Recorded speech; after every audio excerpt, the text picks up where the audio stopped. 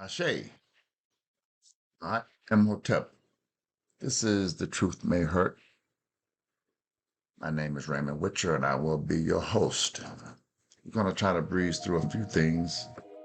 And today, we're going to go over the New World Religion and a timeline viewpoint. And we're going to get right into it. Again, I'm not going to, because I don't want to, I don't want to make these too long, and I find myself having to rush because I'm running out of time. So I'm going to try to get this one all in. But this is the circle, and it represents our realm of understanding. Everything that we think we know and that we believe we know is inside of that circle. And to learn, we have to get outside of the circle. Okay, if we stay in the circle, we can't learn anything because everything that we know and we believe is in it. So, don't be limited. Don't limit yourself. Well, I can't tell anyone what to do, but I had to learn how to not limit myself to that one little small area. Okay, and start to grow. All right. So we want to grow. All right. And sometimes the truth hurts. But once we get over that initial part of, wow, you got me, okay, we can grow, all right? So that's what we want to get into. And again, for anyone that hasn't seen this before, this represents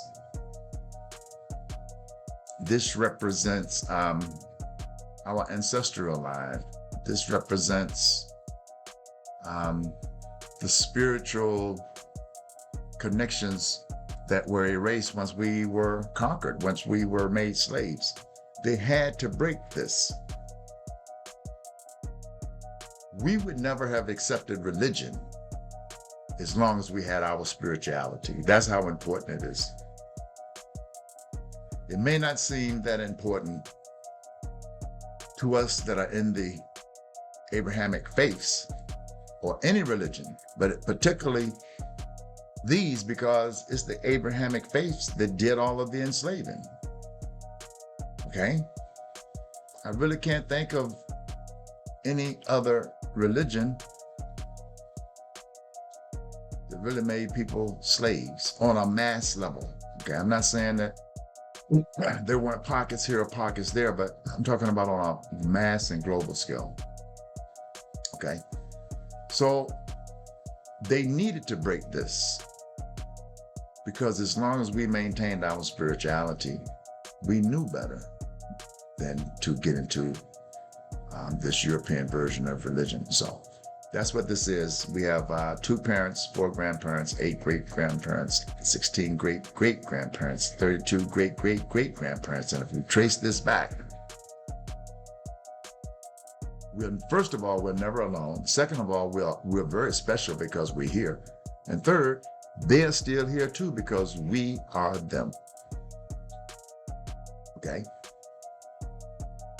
They're within us. They are us. Every one of these ancestors' genes and genetic codes is what it took to make us. Okay? So we have to understand that. We have to realize that. That's why I spent a little bit more time on this one, because this one was the one that was destroyed the most. Okay? So we're never alone. All right? Let's move on. Okay. So when we're talking about the New World Religion, and the reason I started on this is because on the previous video on how believing Abraham existed has us messed up, I showed some pictures of the new Abrahamic faith family, which is the New World Religion that opened its headquarters in Dubai in 2023. They opened their headquarters. And because I ended it on that, I needed to go ahead on and get into that a little bit first so that I'm kind of tying things together where they will continue, hopefully, to make sense. Or it's easy for someone that may start here to know that just go back and look at the previous one and it'll all come together. All right. So we're talking about the Abrahamic faiths that are getting ready to start worshiping. They may be already worshiping in Dubai. All right. And I didn't highlight this one. Okay.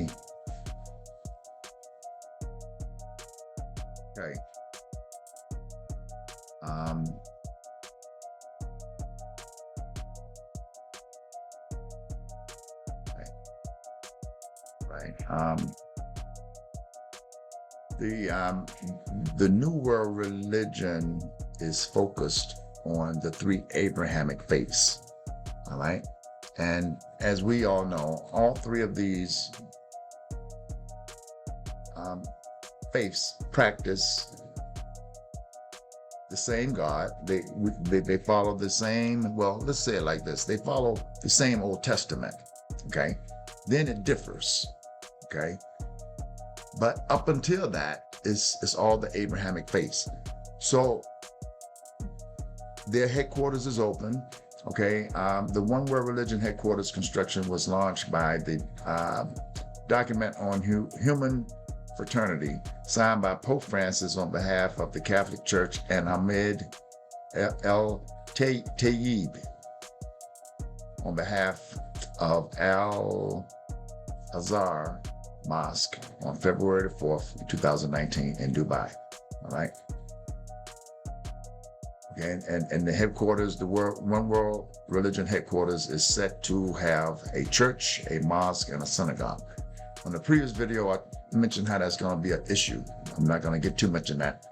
I'm just showing you that they're moving forward with their New World religion. But remember, this is not the first New World religion. You remember on the previous video, I went through the Inquisitions, the European Inquisitions, the Spanish and Portuguese Inquisitions, the Roman Inquisition, and how those Inquisitions spread it into the New World, which were the Americas, because that's what they were colonizing at that time, okay? They weren't beating up Africa yet, but I have that in this presentation, okay? It's because we're gonna look at the timeline. I'm trying to do things where we can look at it on a timeline, because when we look at it on a timeline, it can make more sense, okay? It may still not be what a lot of people will accept or consider as evidence, but that's fine, okay? But we should hopefully those that are coming here will start getting comfortable that it's okay to ask questions. So it's okay, all right? Okay, in December of 2020, the United States passed an anti-blasphemy law that most Christians have not been made aware of. The loosely translated law, as embraced by the UAE, prohibits any teaching against Islam, including biblical teachings, which could be considered offensive. So even though they're opening up this New World Religion headquarters at Dubai, the United States has already written a law saying that you can't do it. So how much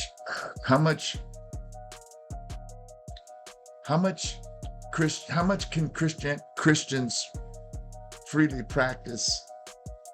I'm just showing that this thing can get to be real bad. How much can Christians really freely practice in this New World Religion headquarters or in any Arab nation that they're pushing? Okay? Let me back up for a second. Okay, yeah, we went over that. Okay. Oh, okay. All right. if you're going to have a new world religion, which they've already built this place and they didn't build it for anything. What else do you think they need? Okay. Now remember, Moses went on the mountain and came back with 10 commandments. It lasted 2,160 years. Then Jesus came with a new covenant. Okay. For 2,160 years. The religious leaders went back onto Mount Sinai. I didn't highlight this one either, but I'm just going to go through it. They gathered and climbed up Mount Sinai again and said they were going up because they wanted God to give them new commandments and a miracle. They came back with more commandments. All right. As you see here, religious leaders gathered in Sinai. Religious leaders gathered in Sinai to receive climate justice, 10 commandments. All right.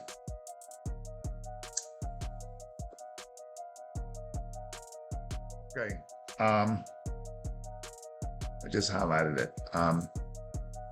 Some 40,000 attendees have flocked to the Sinai Desert, including over 100 world leaders, as well as leaders in business and other sectors.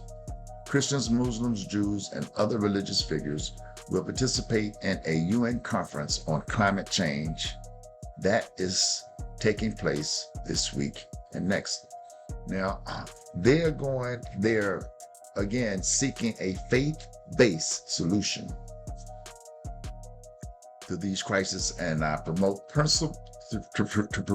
principles of climate justice and global initiative. Now, is it mockery? What are they doing? Is this mockery? Meaning, because let me I think I need to go here now. Okay.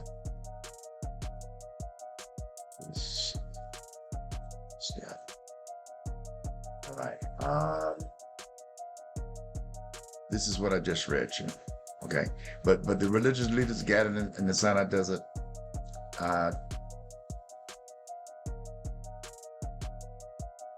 issued new 10 commandments to repent for man-made climate change. All right. Now, here's another reading on it. All right. Now, they came back with 10 more commandments. I'm not sure if this is 10. Okay. But when I say, what is this? Is this mockery? What are they doing? Okay. Are we supposed to believe now that they went back on Mount Sinai and God gave them new commandments? Okay. They didn't have to go to God to get these. They didn't have to climb Mount Sinai. For someone with common sense and any kind of intelligence whatsoever to say that they needed to go back up on Mount Sinai to go to God to get these. Maybe they're not inspired men by God. I don't know. But I wanted to ask the question, what is this? You know, why, you know, is it being presented that they needed to go and do it like Moses did it? Okay, I'm not gonna spend long on it. Just wanted to pass that out. Take that one out. All right. I had this one up because we're showing the relationship between religion, racism, white supremacy. And I don't know if anybody knew it, but it's the date here.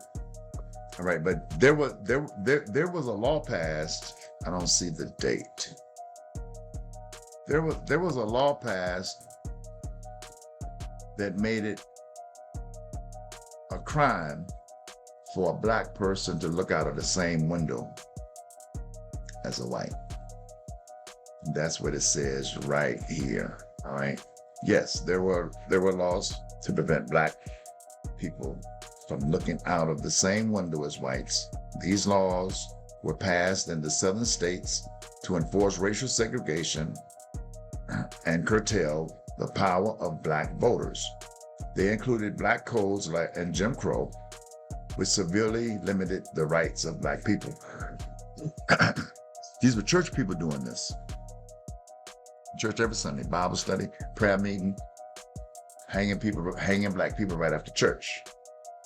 Okay, that's why I'm putting it in here, because we have to look at everything together. We just can't look at one thing, because racism and white supremacy is a team sport. You know, and any role you play in it, regardless of whether it's just sitting at home watching it on television and not becoming proactive against it, everybody plays a role. I have this in a slide that I'm gonna show you this in the timeline. All right. Okay, we can get back here now. We'll come back. Okay.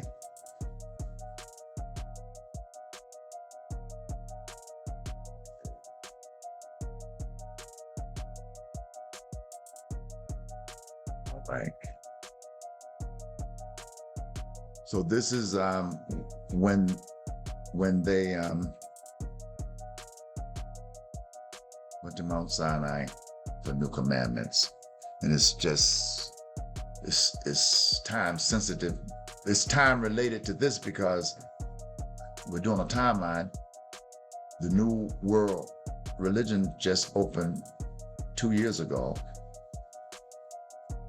The New World Religion headquarters just started, and now God has given them new commandments. Okay. All right.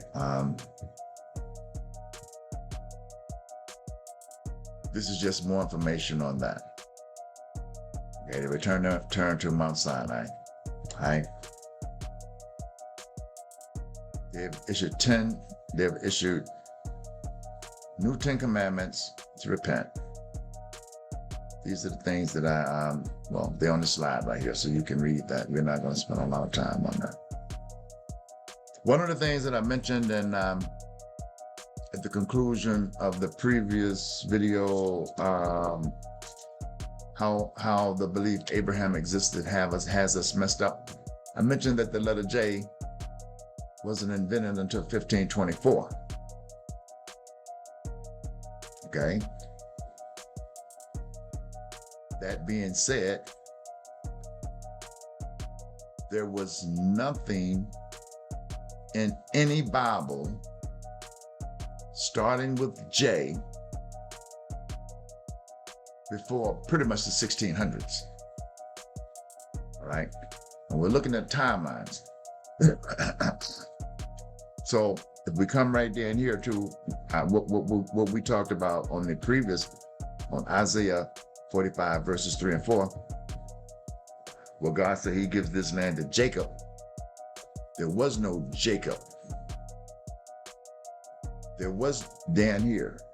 Before the alphabet before J became an alphabet in 1524, there couldn't have been a Jesus, there couldn't have been a James, there couldn't have been a Joseph, couldn't have been a Jerusalem, a John, a Jeremiah, a Jericho, or anything else starting with a J.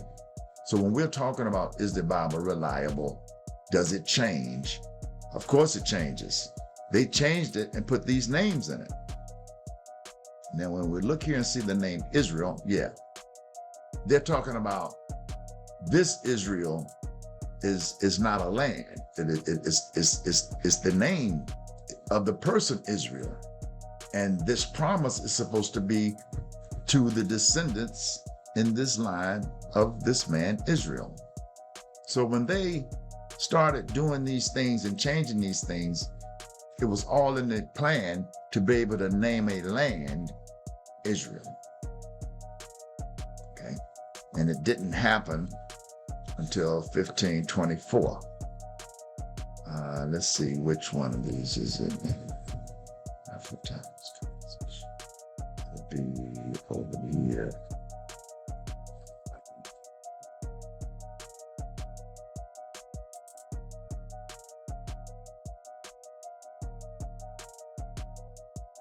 All right, so we'll just keep it going.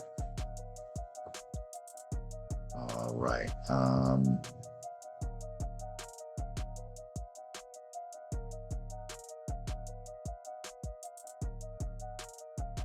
Okay.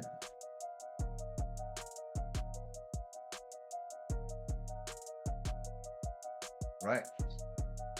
So I'm just showing you. They've been changing and manipulating the Bible forever. And this timeline is getting ready to show, right? The Bible does change.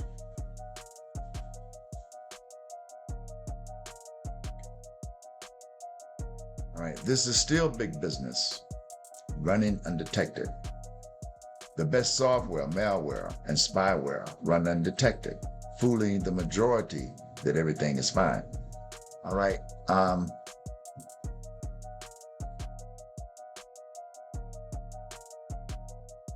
When we look back at the timelines, the last video, I pulled up all of the 21 Catholic councils, and I showed you that in 325, they created Jesus Christ story and started the doctrine, writing the all of the books, Matthew, Mark, Luke, John, all of the New Testament. They started writing those books, okay? Around 500 AD, they started forcing Christianity on everyone.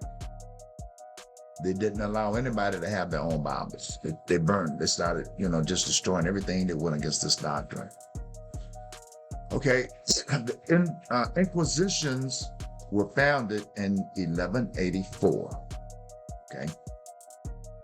This is when they really picked the pace up and said, we're gonna go and start just smashing everybody that won't accept this, okay?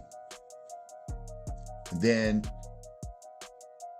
in 1250s, the Inquisitioners were generally chosen from members of the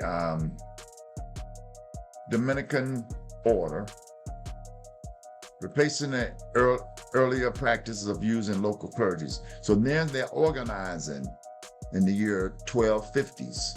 Okay, they're starting to put these,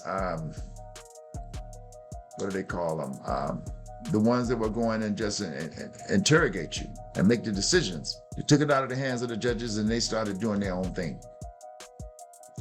Now right here, this is very important. In the year 1324, Mansa Musa went into Cairo, Egypt, and the Europeans saw him. Even to this day, he's still the richest man that's ever lived. He was the ruler of Mali, okay? And he went into Egypt with convoys of so much gold. And when he went into Cairo, he gave away so much gold that it pretty much shut the economy down because everybody had money. Economies,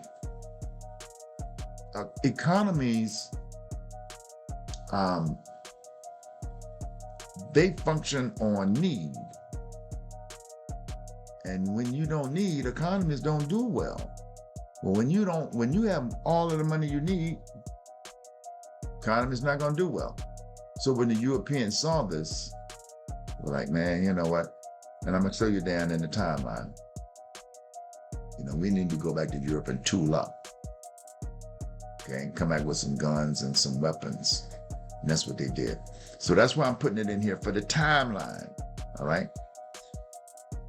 Okay, now I need to skip to the next slide to show you. Okay, so the timeline, let's go back. Okay, this is 1324. Now, in 1448,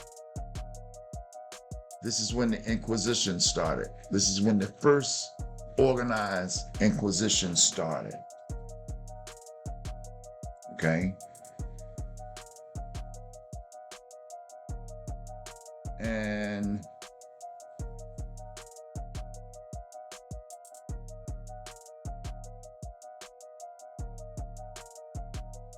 okay.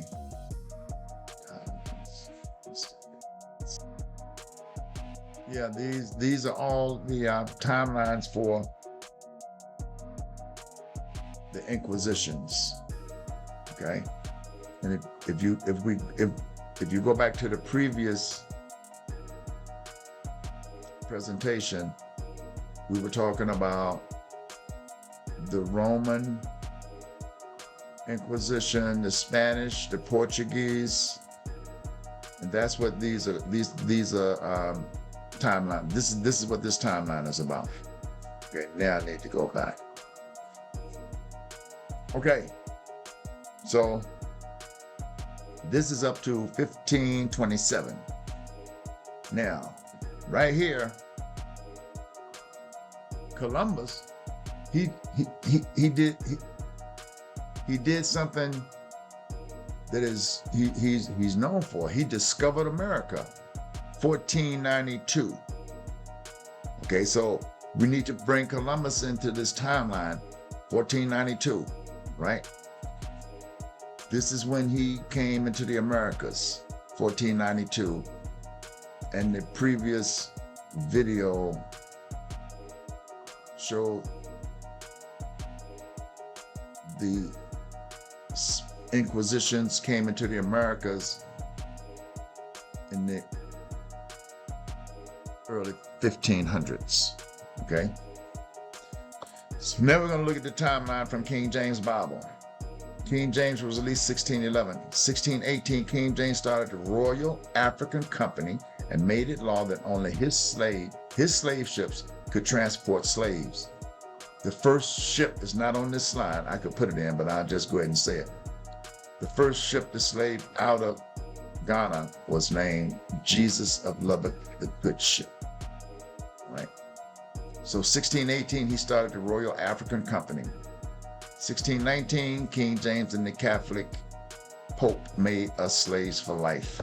1620, Reverend C.C. Jones wrote the instructions for Negroes in America to be executed in all churches. It was strictly enforced until 1842. 1638, Jesus was used in the King James Version of the Bible for the first time. Jesus had never been in a Bible before 1638. Before the name of Jesus, it was Jesus. There was no J, it was spelled with an I. Jesus. Okay.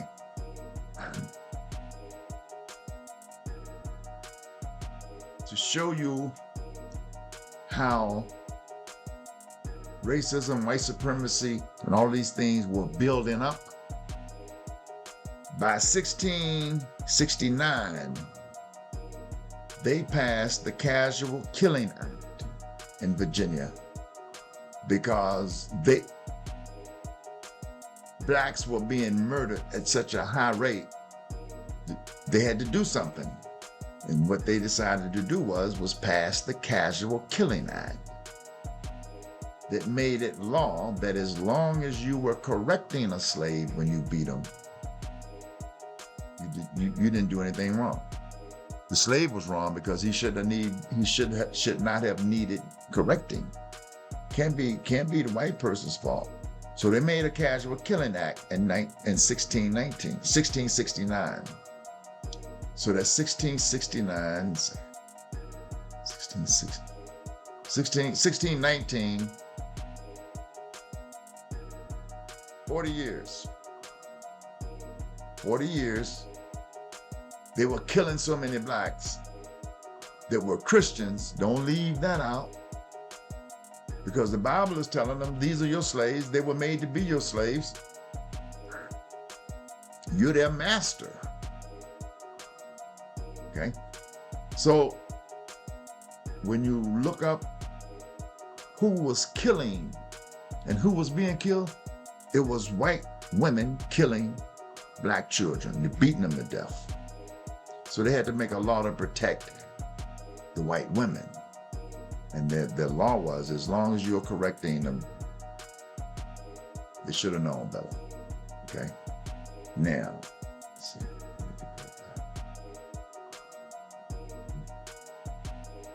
I didn't put this in the slide, so I'll just give it to you. Okay? Well, let's go down. All right. Europe started attacking Africa in 1833. Okay.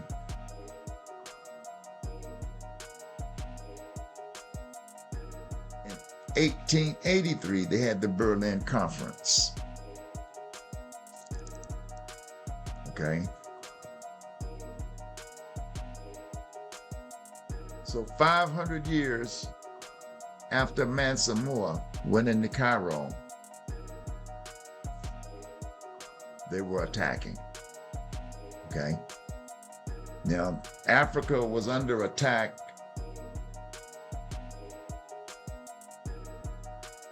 for 50 years before the Berlin Conference, but after the Berlin Conference, they attacked Africa all at one time, all sides, everywhere.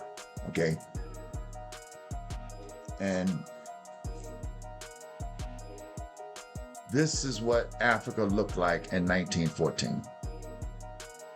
So if you do the math, Berlin Conference is 1883. 30 years later, this is what Africa looked like.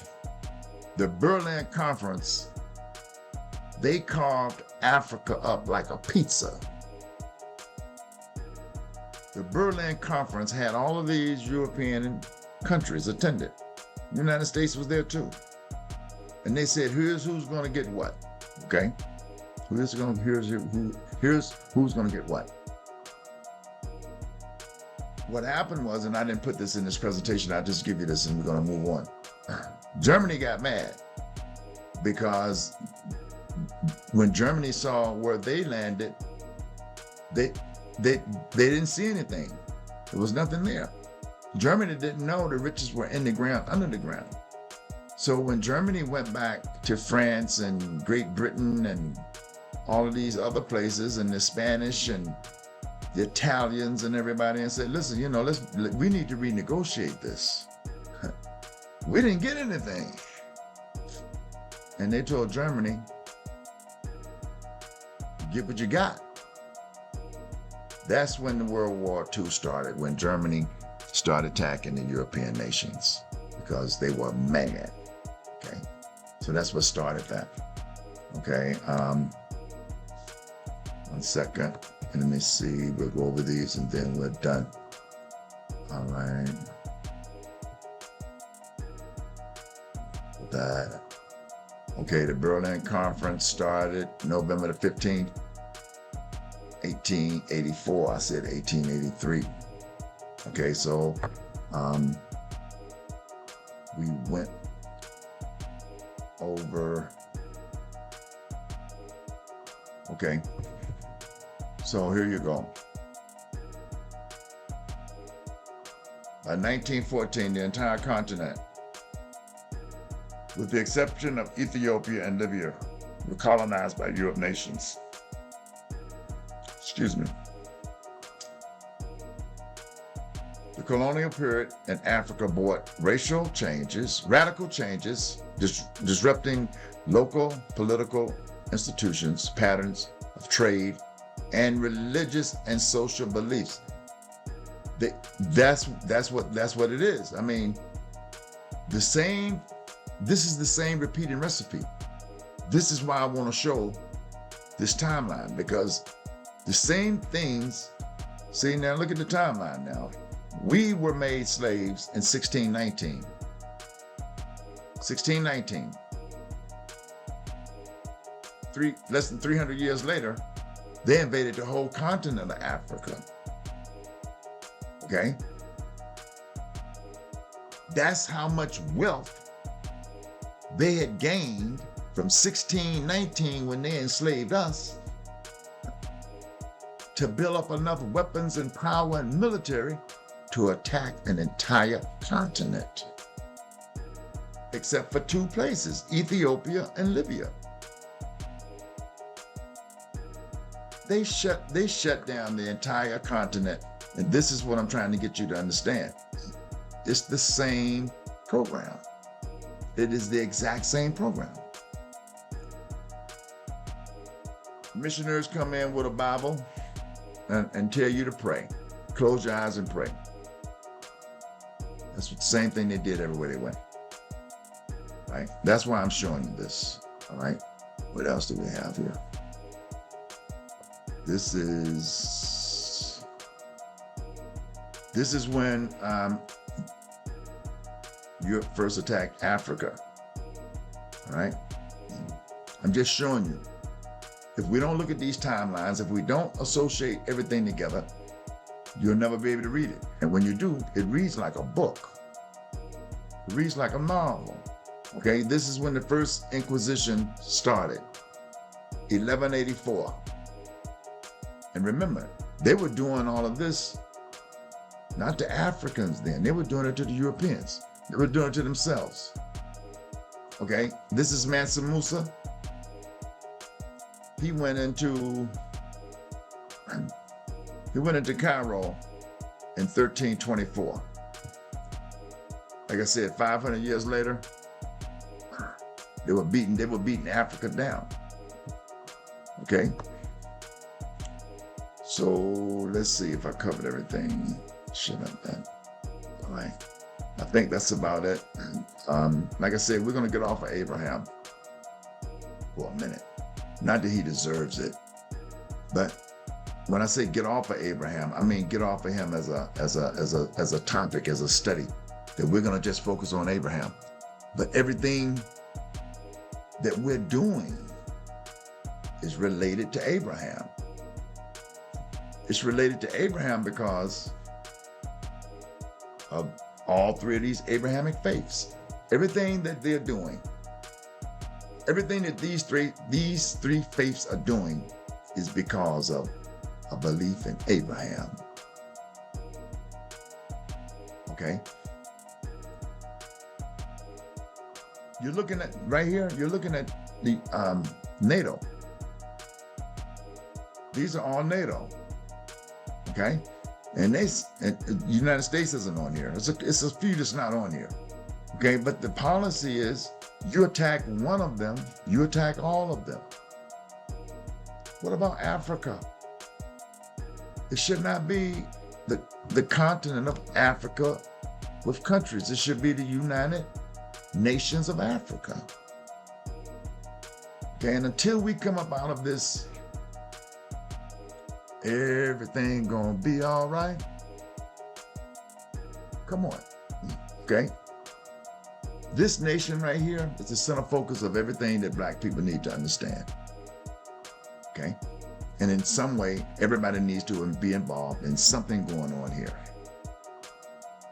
Okay, outside of what we're involved with in our individual countries, with our individual issues, we should have one big issue that we're all looking at saying, how can I help? What can I do? Because I'm showing you what they did. That if you think for 1 minute they don't have a plan B, well, they already got plan B. They're going into plan C and D now. So to ignore this and just say, I got faith in any God that's going to come down and do anything for you is a mistake. Because God is in you. They have us, here's the trick. They have us believing. Let me say it like this. I've shown you in Luke 17, verses 20 and 21, when the Pharisees were asking Jesus, when are we going to see this heaven you keep telling us about? You keep telling us about coming down from the sky. And Jesus said, heaven is not going to be an observation. It won't be low here, and it won't be low there. For the kingdom of heaven is within you. Okay? So I'm asking Christians, you believe God and heaven are in the sky. I know God and heaven are within me. So who's closer to God, me or you? I'm with God. Okay? So the trick is, they have tricked us to believe that God is out there and God is in here. And you'll never find him out there. That's the trick. Okay? So let's wake up from that, all right? We're better than that. Tell you two things, I'm gonna go. A little girl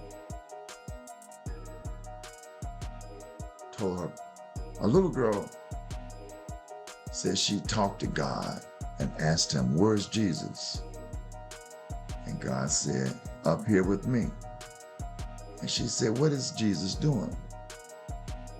And she said, Jesus said, waiting on you to come. And God said, where are your parents? And she said, at home. God asked her, well, what are they doing? She said, they waiting on Jesus to come back. Okay? Get out of that trick. All right? I can't remember what the other thing was. We did pretty good on this one. I'm going to go ahead and end it and say, I hope this is helping you. But we got to look at this in a timeline. If you're just staying focused in the Bible, you got to get outside of it and see the other things. If you're tying these things together and you're looking at this, you can see that this is a business. Always has been, always will be. And they're already putting the places and the pieces together for the age of Aquarius. All right? Ashe. Oh, please subscribe, like, and share. All right? Ashe, and have a great day.